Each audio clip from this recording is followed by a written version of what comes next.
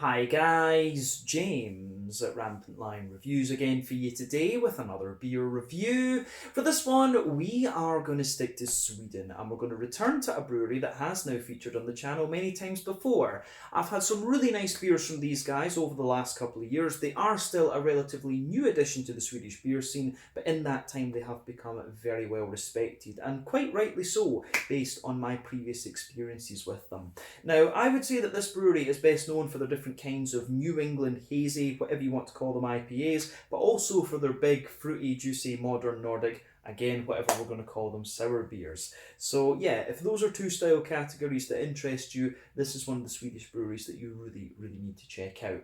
Now, the beer that we're going to have a look at today is one of this brewery's latest releases through Systembolaget. It is supposed to be very nice, so I have to say I'm very curious to see what this one is going to have in store for us. So hopefully it's another good beer, hopefully it makes for an interesting review, and as always I hope that you guys enjoy my take on this one as well. So yeah, for this review then, we are going to head up towards Gothenburg once again, Göteborg as you would say in Swedish, the Swedish craft beer capital up there on the west coast. Got to get the Gothenburg catchphrase in when we're reviewing Gothenburg beers because it is just channel tradition these days. And for this review, we are going to return to the wonderful DuckPond Brewing.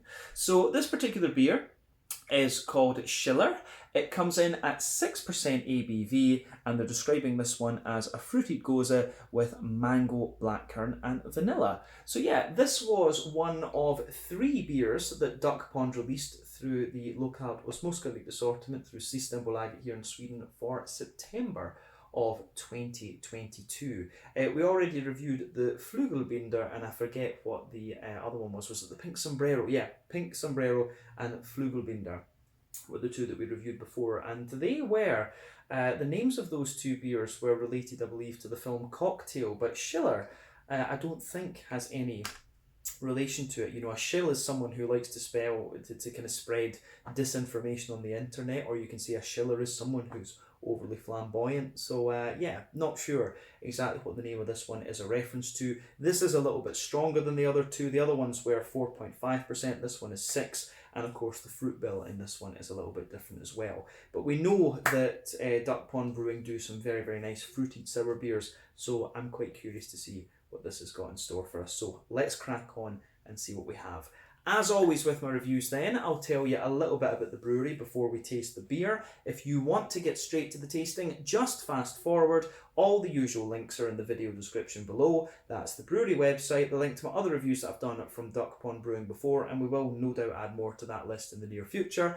But there's all the usual social media down there. If you want to see more reviews, do please consider subscribing to the channel. It is always great to have the support from you guys, and it's hugely appreciated. And you can of course check out the playlist of beers from different countries. You'll find this one in the Swedish list, and the whole channel has a geography based tagging system, so you can go into the homepage and search for your hometown, state, whatever you like, and some things should pop up. So yeah, let's crack on then and talk a little bit about DuckPond Brewing before we open up the beer. So DuckPond Brewing, as I've told you already, are based in the Gothenburg area, Göteborg, on the Swedish west coast, but this company was previously known as Mikrofonbryggeriet, or the Microphone Brewery, and this company is the brainchild of Niklas Sarcevic, who is a singer and songwriter for the band Millencolin, who have been making music since 1993. Now, the band was originally based in Örebro, out to the west of Stockholm, but they took a break, and at this point Nikola moved over to Gothenburg. But in 2013 he began homebrewing with his friend Christian Silva while he was studying international marketing in Skövde.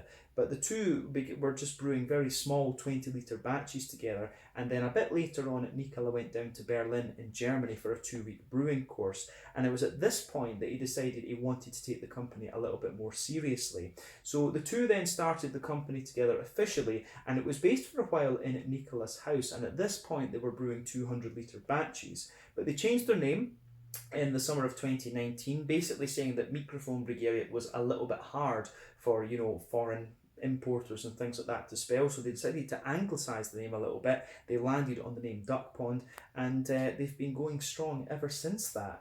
But they've basically been working to build up their output and their international sales over the last couple of years. In that year, 2019, when they changed their name, they produced around 70,000 litres, And it's also worth pointing out that these guys are one of the co-owners of the Wizard Brewing brand, along with Morgendagens, who are another very good sour beer brand in the another sour beer brewery in the Gothenburg area. We've got some really good sour beer breweries in Sweden these days, but when it comes to the more modern sours like this, DuckPond, Fermenterarna, Morgendagens, those are the ones that you really want to check out. But anyway, originally these guys were producing most of their beer at Popel's Brewery, close by to Gothenburg in Jonsered. They also produced a few things at Odd Island in Mölndal to the south of the city, but these days they now have their own premises in Kungsten in Gothenburg proper, and quite recently they hired Magnus Laurén as their new brewer. They still brew their wort, I believe, down at Odd Island Brewing, and then it's put in a tank, it's taken up to DuckPond's own facility, and then they add all the fruits and things like that. As far as I understand, that is how it's working. But as of October 2022, when I'm filming this review for you, these guys have produced around 60 different kinds of beer according to Untappd. Under the DuckPond name, but there were about 20 or so beers before that, I believe, under the Microphone Bryggeriet name. So hopefully we'll see a few of those return at some point in the future. But like I said, this brewery are best known for their different kinds of IPAs and their different fruity, juicy, modern Nordic sour beers. So yeah, definitely one of the Swedish breweries that you want to check out, as I said earlier. But that's all I can really tell you about them for the moment. If you want to learn more about these guys, you can check out the brewery website. You can follow them on Facebook and Instagram to keep up to date with all the latest going on. And you can, of course, check out the Rate Beer Untappd and Beer Advocate pages as well. The Untappd page is the one that's going to give you a lot of information on their most up-to-date beers. You can also check out some of my older reviews that we've done from DuckPond in the past as well, if that catches your fancy. But yeah, let's crack on then and have a little look at this beer itself. So, just to let you have a little look at the can artwork before we open this one up. As you can see, this is a 330 milliliter can, as opposed to the kind of 440s that we quite often get from DuckPond. There you can see the DuckPond brewing symbol on the back there, and Shiller, and you can see that underneath it tells you this one is a Gose with mango, blackcurrant and vanilla, 6% ABV as we've said, and as I've told you many a time before, the Gose is a sour beer style originating in Germany. It's usually got a little bit of salt in it as well, and it's always surprised me that on the beers here in Sweden they don't actually list the fact that a Gose contains a little bit of salt. So yeah, 330 milliliters this one. I believe I paid about 40 Swedish kroner for this beer, so that's about €4, maybe about £3.50 sterling, and maybe in the region of $4.50 American, something like that. But yeah, goes out with mango and blackcurrant and vanilla. Let's crack this guy open and we'll get on with the tasting then. The Shiller. Either somebody who likes to spread disinformation, or somebody who is a little bit overly flamboyant and fabulous. But yeah, there we go. Let's get this guy out and we'll get on with the tasting. This does look very nice, I have to say. So, we did actually have this beer on tap for a period of time in the Bishop's Arms in Gustav Adolfs Torg in Malmö. So you can come in there and say hello to me if you want. I will tend to work toward the weekends. But yeah, this does look very, very nice, I have to say. So we have a solid half finger of a frothy, I would say, you know, quite pink tinted head there. You can see there's some bigger bubbles toward the bottom of the head, but some foamier ones up the top. But yeah, we've got a lovely sort of burgundy colour on this beer. It looks absolutely beautiful. We've seen these kind of colours from DuckPond in the past, of course. One or two big bubbles sticking toward the side of the glass there, a few little ones going up toward the bottom of the head. But yeah, it looks nice. If we shine the light through this beer, it is very, very opaque, this one. But like I said, this one, it's kind of like a Heart of Midlothian burgundy type colour, this one. Yeah, looks absolutely beautiful. So remember, the colour of these beers depends on 1, the type of malts that you use. This goes a long way to determining your EBC rating. 2, the length of your wort boil is also going to play a role, because the longer you boil the wort, the more the sugars caramelise, and thus you get a darker coloured beer. Any barrel aging that you do, or any adjuncts that you put in, will affect the colour of the beer too. But in the case of these sour beers, it probably is the adjuncts that are going to play the biggest role here. So a lot of your colour in this one will be coming from the blackcurrants for sure. The mango would give you a more kind of bright yellow colour rather than anything else. But as we said as well, this beer is very, very opaque and really quite hazy, and that is going to be due to the oat and wheat content in this one, and to a degree the yeast, and maybe there's going to be some residue from the kind of fruit puree and stuff like that in this one. So yeah, it looks pretty good, I have to say. So in terms of what you would expect from one of these kind of modern Nordic fruited goses, I don't think there's anything particularly surprising about this one, particularly when you consider what fruits are in here. So yeah, let's move on and have a little look at the aroma of this beer then. As I've always said with these modern sour beers, you know, a lot of them can be very straightforward in their flavour and aroma profiles, but they smell and they taste absolutely beautiful, and we know that DuckPond do these beers very well. So let's crack in and see what this has for us. Oh yeah. You know, every month when we get these beers from the likes of DuckPond, Fermentera, and Elm 11 as well, they're just lovely. This is very, very nice. This is quite blackcurrant heavy, I would say. But the vanilla and the mango really just come through. The blackcurrants are the ones that are a bit more forward in it. But yeah, the mango and the vanilla just sit underneath, and the beer really mellows out very nicely, I have to say. Yeah, aroma-wise, I think this is very, very nice. So it's a big thumbs up from me. Yeah, where do we start with this one then? Yeah, it is. If you've had DuckPond sour beers before, this one just gives you everything you would want. So yeah, backbone of the beer, you get a little bit of that kind of fresh white bready bread crust, but on top of that there's a little bit of a straight up white bread, which is most likely to come from the wheat malt in this case. And yeah, you know, above the bread you've just got this big sort of petit filou munch bunch yogurty type quality to it. So yeah, the vanilla is just mixing in with the lactose. There's not lactose in this beer, it's mixing in with the oaty character, I mean to say. But this beer really does come across as very yogurty and very, very creamy in a lot of ways. Yeah, petit filou munch bunch, that is absolutely what you get out of this beer. So like I say, a little bit of bready bread crust, definitely a little bit of white bread. You can smell some of the oaty creaminess in there, but the vanilla, the sweetness of the vanilla comes out. You've also got the yeah, all of that just goes together and gives you this big kind of yogurty vibe in the malt base of the beer.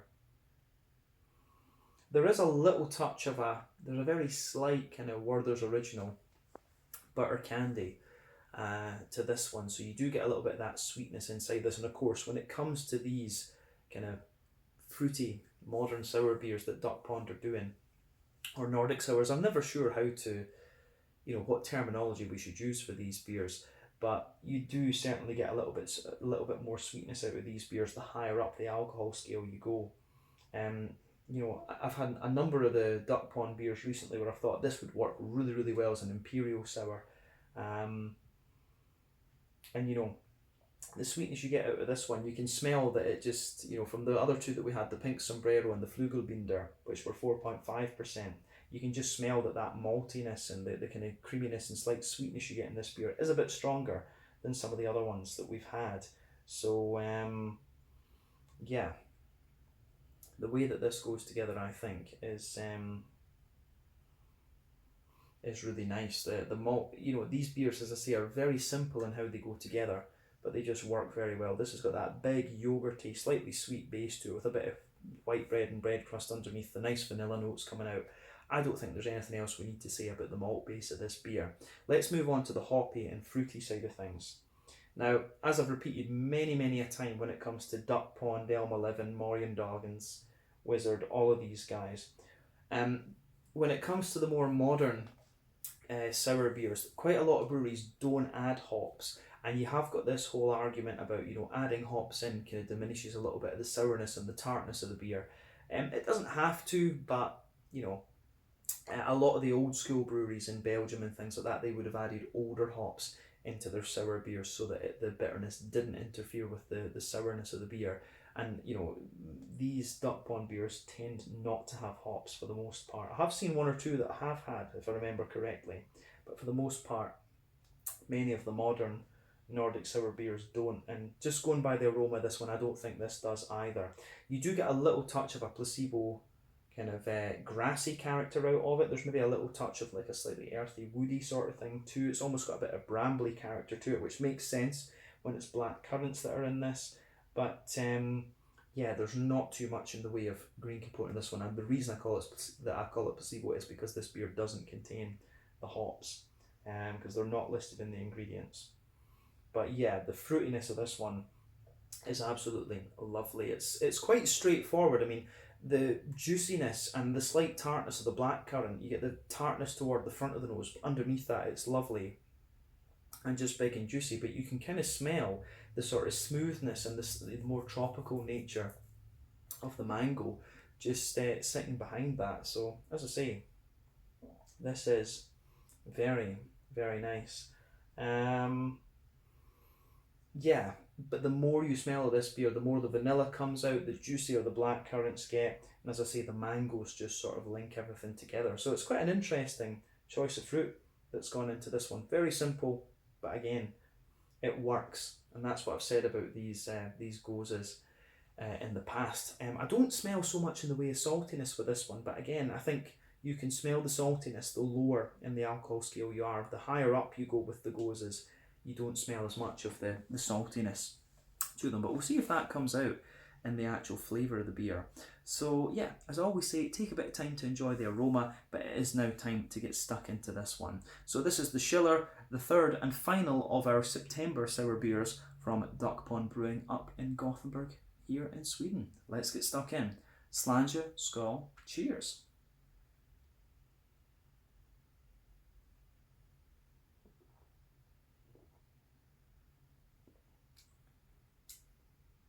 Oh yeah. That is really, really nice. What I'll say about this one is that in comparison to the Pink Sombrero and the Flugelbinder, those two beers I did enjoy, but I felt they just weren't quite as balanced. And I think they needed a bit more alcohol in them, a bit of a bigger malt base, if you like, just to give you that bit of extra creaminess and sweetness and things.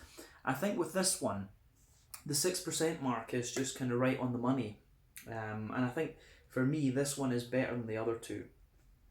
I think that's the only thing, is there was nothing wrong with those other beers, but just having that extra bit of that yogurty creaminess and maltiness in the beer, it just pushes it up a level. I really think these modern Nordic sweet smoothie sours, whatever we're going to call them, they just work a bit better above 6%.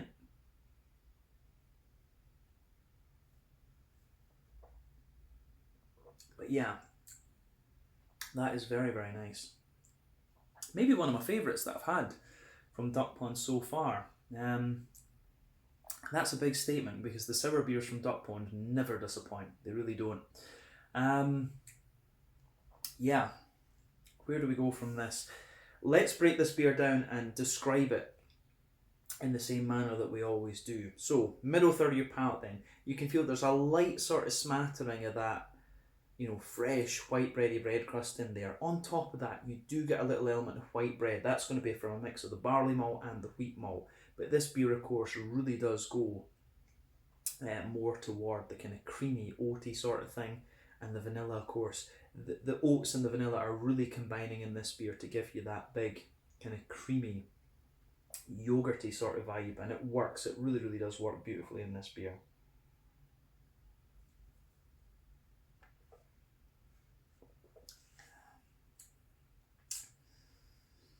Yeah, that is pretty awesome, I have to say. So it gets a big thumbs up from me. Yeah, awesome stuff. So yeah, as I say, a little bit of bread crust, the fresh kind of white bread sitting on top of that, the barley malt and the wheat malt. Then yeah, you get that big creamy oaty character. Toward the front of that middle third of your palate, you can feel the vanilla really coming out, and that vanilla just gets more pungent and slightly sweeter the further into into the aftertaste that you go. But yeah, you get that big, thick, creamy, oaty layer on top, and if you go to the dead centre of your palate, you do get just a little touch of that kind of Werther's Original butter candy, butterscotchy note coming out of the beer. But as you move out on top of the oaty layer, just toward the edges of the palate, you might get a little hint. You might just get a little hint of a kind of biscuity, slightly McVitie's Digestive sort of thing. So yeah.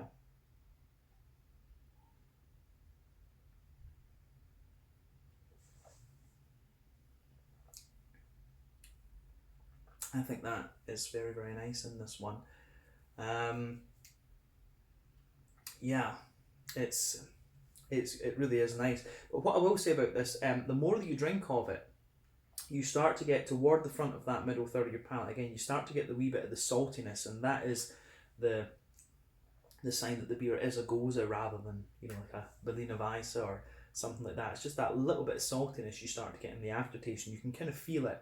You've got like a sort of horseshoe shape in the middle third of your palate, and you know the tip of it, of course, just reaches where you start to get the front third of your palate. So it just goes round in a horseshoe shape, and you can feel the saltiness coming out of this beer towards the kind of edges of that middle third of your palate. It's interesting, but yeah, the sweetness, that little bit of Werther's Original sweetness in the beer just mixes everything together and just helps everything join together very nicely. Yeah, I like this. I do like it.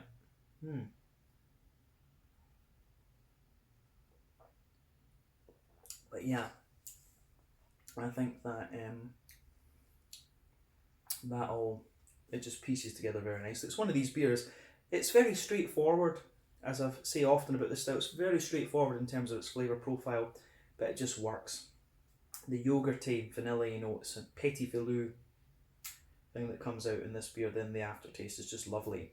I think that's everything we need to say about the middle third of the palate. Let's focus on the back third of the palate. So border region between middle third and back third of your palate, you get a little touch of a bready build up there, but then yeah, you get the same things just coming out further back. So there's a little bit of a bread crusty base there. Then on top of that, you have the white bready layer feels a little bit taller, to be honest with you, but then you can feel the thicker oaty notes just pushing on top of that and densifying the thing out. But on top of that, there's a little bit more of a kind of airy, yeasty, bready character to it as well. So yeah, the back third of the palate is definitely taller in its flavour. Then as you come further forward, it just condenses down that little bit more. But again, it works really well. Malty, yeasty side of this beer is very, very nice. Let's focus on the hoppy and fruity side of things then with this one. As I said earlier, there are not hops in this beer. You can tell that straight away in the flavour just because of how smooth the edge of your palate is. But you do get a little touch of a placebo earthiness in there. There's a little bit of a herbal note as well. Yeah, and as you move to the front of the palate, there's a little bit of floral note in there and a wee bit of grassiness around the front of the tongue too. But as I say, that's placebo. It's almost like a bit brambly, and I would say that's probably down to the blackcurrant rather than the mango in this beer. I've always found that you just get a little bit of that woody, brambly sort of thing whenever you've got berries or currants involved in these sour beers.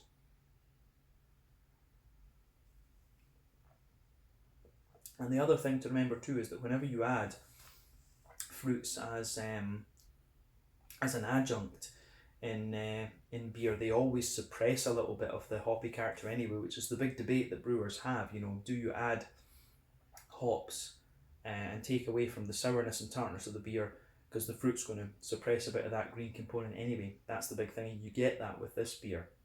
But let's focus on the front third of the palate and that fruitiness. So the border region between front third and middle third of your palate, again, you get a little touch of a bready build up there. You can feel that the base of the front third of the palate is that nice smooth oaty note. You get a little bit of the vanilla just creeping forward, and then yeah, the fruity notes are kind of on top of that, which I like.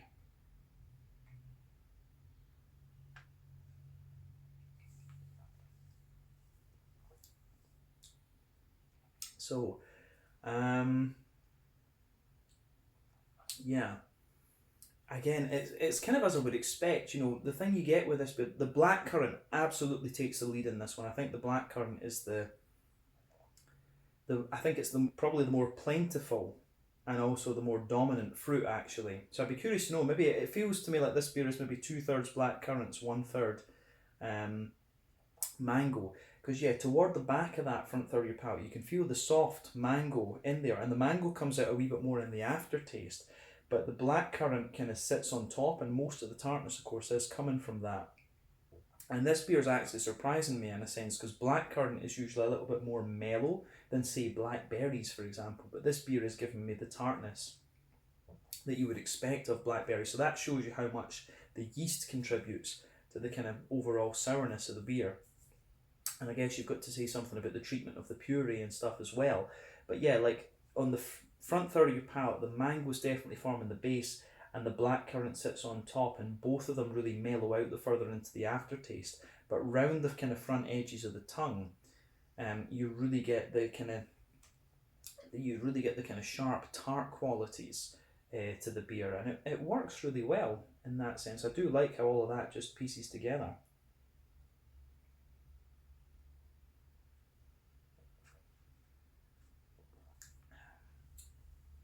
Yeah, fruity side of the beer is really nice in this one, and it's just you get a lovely juiciness to it, and a little bit of the tartness lingers there. But the way this beer mellows out is really good. And as I've always said, for me, a good sour beer is one that mellows out very, very nicely, and this beer absolutely does that. And of course, for the Gose, you get the saltiness just behind the fruitiness there that lingers into the aftertaste too. Yeah, solid beer once again from DuckPond. I don't think we need to say anything more about the flavour profile. This is just absolutely solid, and I've enjoyed it. I really have enjoyed it. So, on the mouthfeel side of things, then.